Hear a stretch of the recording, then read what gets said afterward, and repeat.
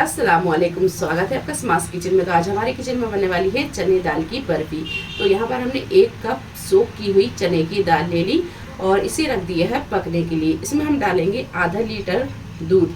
तो दूध आप यहाँ पर पका वाला भी ले सकते हैं, कच्चा भी ले सकते हैं। हमने यहाँ पर पका हुआ दूध लिया है और फ्लेम को हम मीडियम से थोड़ा सा हाई पर रखेंगे और दाल को तब तक पकाएंगे जब तक कि ये दाल अच्छे से गल नहीं जाती और दूध भी अच्छे से सूख नहीं जाता। तो दूध को हमें अच्छे से सुखाना भी है और दाल को पकाना भी है। तो ये दूध अच्छी तरह सूख गया है। अब हम गैस को बंद करेंगे और इसे हम निकाल लेंगे एक प्लेट में और इसे ठंडा कर लेंगे और दाल को ठंडा करके ही पीसेंगे।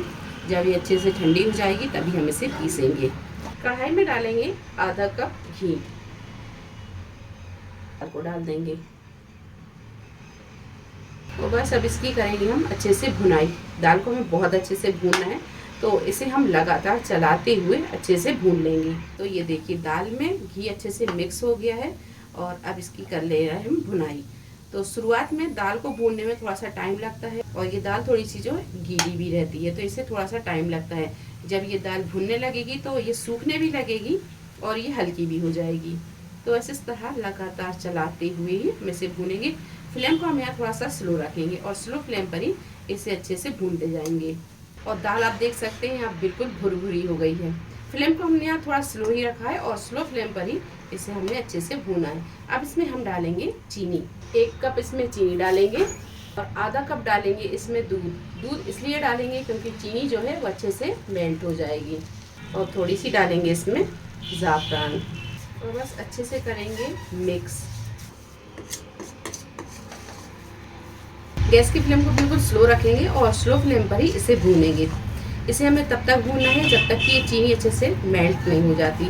आप चाहें तो यहाँ पर चीनी को थोड़ा सा पीस कर भी डाल सकते हैं। चीनी को पीस के डालने से चीनी और जल्दी मेल्ट हो जाती है। तो ये देखिए चीनी भी अच्छी तरह मेल्ट हो गई है और ये हलवा जो है अच्छे से भुन गया है। जो हमने दूध डाला था वो भी अच्छी तरह सूख गया है। अब इसमें डालेंगे इलायची पाउडर। तो ये कुटी हुई इलायची डाल देंगे इसमें। अच्छी तरह मिक्स करने के बाद में अब इसे हम जमा लेंगे। यहाँ पर हमने एक ट्रे ले ली है और ट्रे में अब ये हलवा हम डालेंगे और अब इसे हम कर लेंगे इस तरह एक साथ। जमाने के बाद में अब इस पर हम डालेंगे ड्राई फ्रूट। तो यहाँ पर हमने मिक्स ड्राई फ्रूट ले लिया है, काजू बादाम पिस्ता, और इसे हमने बारीक काट लिया है। इस तरह दबा देंगे ताकि अच्छे से सेट हो जाए।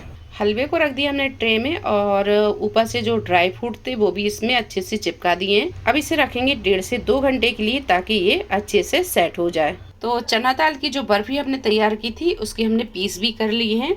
ये देखिए आप अपने हिसाब से जैसे भी पीस आपको पसंद हो उस शेप में आप इसे काट सकते हैं। तो बर्फी जो है वो अच्छी तरह जम गई है। इसे हमने थोड़ी देर के लिए फ्रिज में भी रख दिया था। अब इसे हम निकाल कर दिखा देंगे।